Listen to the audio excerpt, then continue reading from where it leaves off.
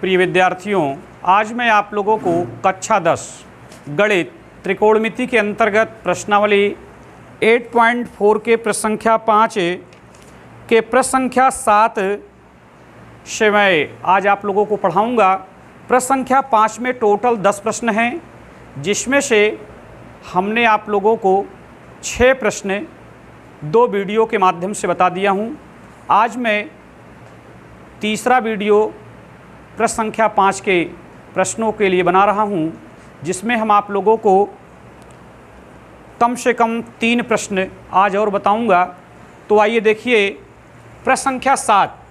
प्रश्न संख्या 7 में भी सिद्ध करने, माने प्रश्न संख्या 5 के 10 प्रश्नों में सिद्धि ही करनी है। तो प्रश्न हमारा है sine theta -2 sine cube theta whole upon 2 cos cube theta minus cos theta equal हमें सिद्ध करना है टेन थीटा। तो हमने बताया कि देखिए, अगर आप LHS पहले नोट कर लें और LHS पर आप क्रिया करिए और उस क्रिया को करते करते अंततः परिणाम यदि आपको RHS में लिखी हुई बात प्राप्त हो जाए तो यह समझिए कि प्रश्न सिद्ध हो गया। तो पहले हम LHS नोट कर लेते हैं। Sine theta -2 sine cube theta whole upon में दिया है 2 cos cube theta minus cos theta. तो आप यह देखें कि ऊपर 2 पद हमें दिखाई दे रहा है, तो ऊपर के दोनों पदों में साइन थीटा हमें कॉमन मिल रहा है, यानी साइन थीटा हमें कॉमन दिखाई दे रहा है। तो अगर हम साइन थीटा कॉमन ले लें तो यहाँ 1 बचेगा और यहाँ बचेगा 2 साइन स्क्वायर थीटा। अपान में आप यह समझें कि अपान में भी 2 पद हैं और दोनों पद में आप देखें तो कास थीटा विद्यमान है, तो कास थीटा हम कॉमन ले लेंगे।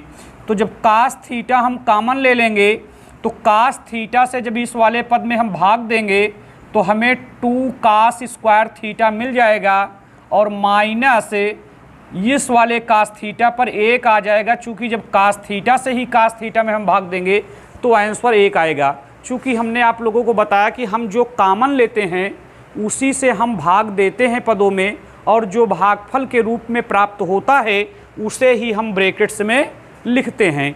तो अब यहाँ पर समझने की बात यह है, देखिए यहाँ पर लिखा है साइन थीटा, तो आप साइन थीटा ज्यों का त्यों लिख सकते हैं, फिर चाहे बड़े कोष्टक या छोटे कोष्टक का आप प्रयोग कर लें। इसके बाद आप यह समझें कि ये जो 1 लिखा हुआ है, इस 1 को हम 1 ही लिखेंगे, -2 को हम 2 ही लिखेंगे। इसके बाद देखिए ये साइन स्क्वायर थीटा लिखा है, तो हमने आप लोगों को साइन स्क्वायर थीटा बराबर कुछ बताया है।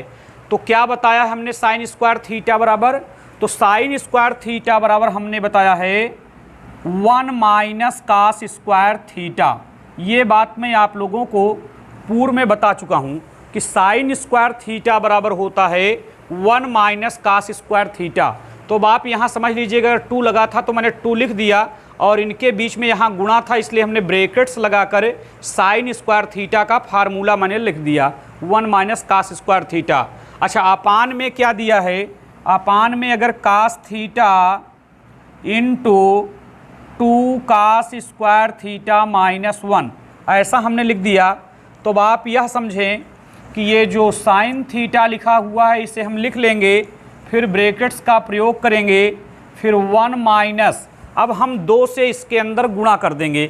जब 2 से अंदर गुणा करेंगे तो हम प्राप्त क्या कर लेंगे, ब्रैकेट्स के अंदर 2 प्राप्त करेंगे, -2 कास स्क्वायर थीटा हम प्राप्त कर लेंगे जब 2 से अंदर गुणा कर लेंगे तब। तो चूँकि 2 एक अन्नम 2 आ जाएगा, -2 का स्क्वायर थीटा हो जाएगा। ब्रैकेट्स हम क्लोज करके बड़ा कोष्टक हम क्लोज कर देते हैं। फिर अपान में हम क्या लिखेंगे, कास थीटा, और ब्रैकेट्स में हम लिखते हैं 2 कास स्क्वायर थीटा -1। अभी हम नीचे वाले को ज्यों का त्यों उतार रहे हैं।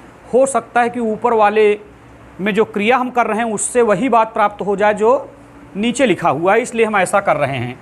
तो साइन थीटा इंटू 1, अब हम माइनस से अगर इसको तोड़ेंगे तो -2 और +2 कास स्क्वायर थीटा ऐसा हो जाएगा। चूँकि माइनस से अगर हम ब्रैकेट्स तोड़ेंगे तो पदों के चिन्ह परिवर्तित हो जाएंगे। तो ब्रैकेट्स हमने क्लोज कर दिया, अपान में cos theta into 2 cos square theta minus 1। अब आप यह समझें कि साइन थीटा फिर इंटू, अब यहाँ 2 में से 1 घटेगा तो -1 बचेगा और प्लस 2 cos स्क्वायर थीटा ऐसा बचेगा, और अपान में ये होगा cos theta into 2 cos square theta minus 1। अब आप यह समझें कि साइन थीटा इंटू, अगर इसको हम सिस्टम से लिख दें तो ये हो जाएगा 2 cos स्क्वायर थीटा माइनस 1 और अपान में cos theta into 2 cos square theta minus 1। अब देखिए जो बात नीचे ब्रैकेट्स में वही बात ऊपर, तो इसको हम काट सकते हैं, चूँकि ये भी ऊपर गुणा में है ये भी नीचे गुणा में है तो कट गया। तो बचा क्या, sine theta upon cos theta. तो इस प्रकार से ये tan थीटा का बोध कराता है। तो आप जानते रहें कि sine theta upon cos theta equal tan theta होता है। अब आप देखिए कि RHS में क्या लिखा है, tan थीटा ना।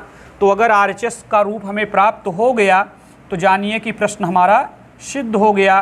तो इसे हम लिख सकते हैं इति सिद्धम।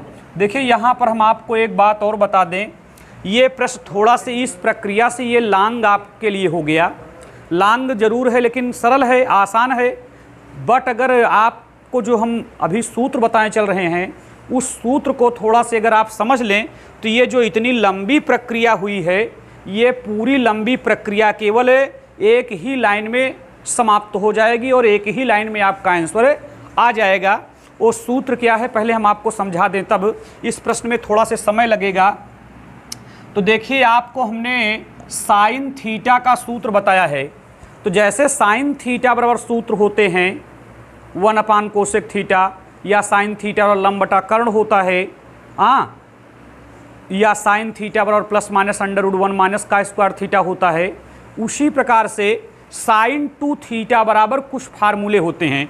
तो आप यह जान लें कि साइन 2 थीटा बराबर भी फार्मूला होता है और cos 2 थीटा बराबर भी फार्मूला होता है और tan 2 थीटा बराबर भी फार्मूला होता है।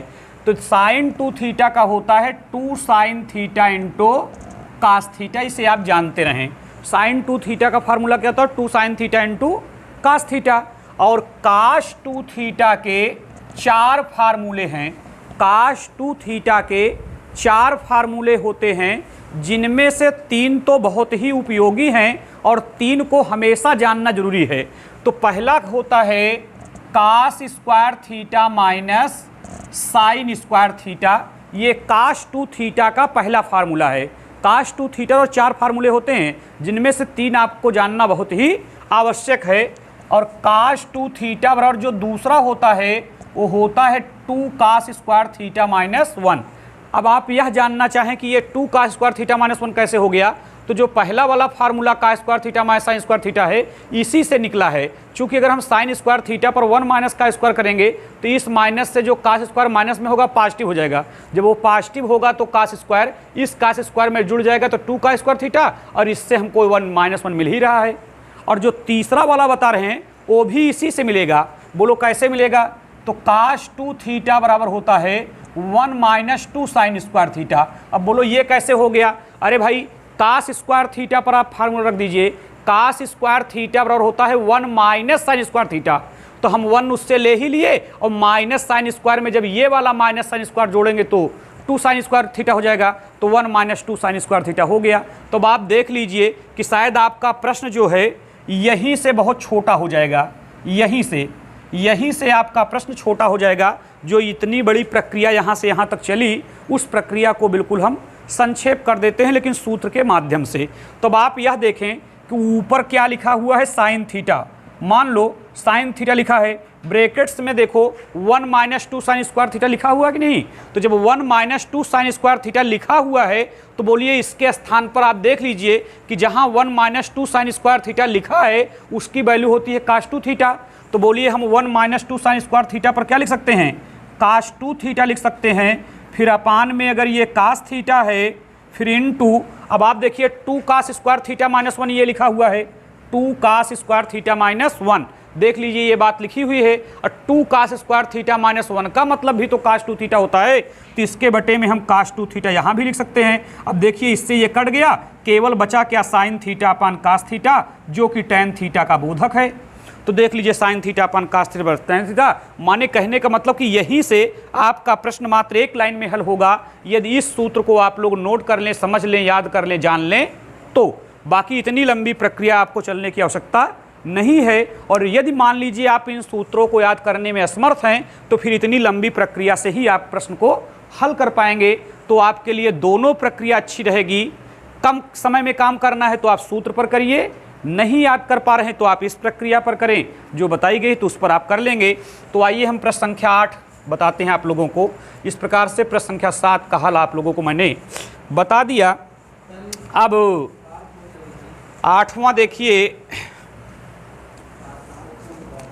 तो जो 8वां प्रश्न हमारे यहाँ है वो भी थोड़ा से लंबे प्रश्नों में से एक है, बड़ा प्रश्न है, उसको भी हल करने में थोड़ा समय लगेगा। कठिन तो नहीं है लेकिन समय लगेगा उसको भी हल करने में। तो दिया इसमें क्या है, sine A plus cosec A का होल स्क्वायर प्लस करके कास ए प्लस सेक ए का होल स्क्वायर इक्वल सिद्ध क्या करना है, 7 plus tan square A plus cot square A. ये बात हम लोगों को सिद्ध करनी है। Sine A plus cosec A का whole square plus cos A plus sec A का whole square equal 7 plus tan square A plus cot square A. ये बात हमें सिद्ध करनी है। तो ये भी प्रश्न आसानी से हल हो जाएगा। तो पहले हम सर्वप्रथम इसका LHS नोट कर लेते हैं। तो देखिए कि LHS में क्या दिया है, sine A plus cosec A का whole square plus cos A plus sec A का होल स्क्वायर। अब आप लोग यह समझें, 7वीं क्लास से ही आप लोगों को एक सूत्र पढ़ाया जा रहा है, a प्लस बी का होल स्क्वायर। इस सूत्र से आप परिचित हैं ना, a प्लस बी का होल स्क्वायर। अगर हम इसे a की संज्ञा दे दें और इसे b की, तो a प्लस बी का होल स्क्वायर बनेगा। तो सूत्र क्या होता है, a square plus B square plus 2ab। तो अगर हम a स्क्वायर कर दें तो ये साइन स्क्वायर a आएगा, इसको करेंगे तो कोसेक स्क्वायर a आएगा, प्लस अगर हम इसको 2 sine a into cosec A ऐसा लिखेंगे, चूँकि A square plus B square plus 2ab ऐसा फार्मूला होता है। प्लस करके यहाँ भी आप देख लें a प्लस बी का होल स्क्वायर बनने जा रहा है। तो क्या होगा, कास square A plus sec square A plus 2 cos A into sec ए। इतना आप जानिए, दोनों में a प्लस बी का होल स्क्वायर लग गया। अब आप यह देखें कि समझने की बात है, हमारे पास देखिए पहला पद साइन स्क्वायर ए के रूप में है। तो हम जानते हैं कि अगर साइन स्क्वायर ए को कास स्क्वायर ए अगर उसको दे दिया जाए, माने प्लस कर दिया जाए उसके साथ, तो दोनों की वैल्यू मिलाकर 1 हो जाएगी। तो देखिए साइन स्क्वायर ए के साथ यहाँ जो कास स्क्वायर ए लिखा है, इसको हम दोनों को नज़दीक कर देते हैं यहाँ, तो इन दोनों की वैल्यू मिलाकर 1 हो जाएगी।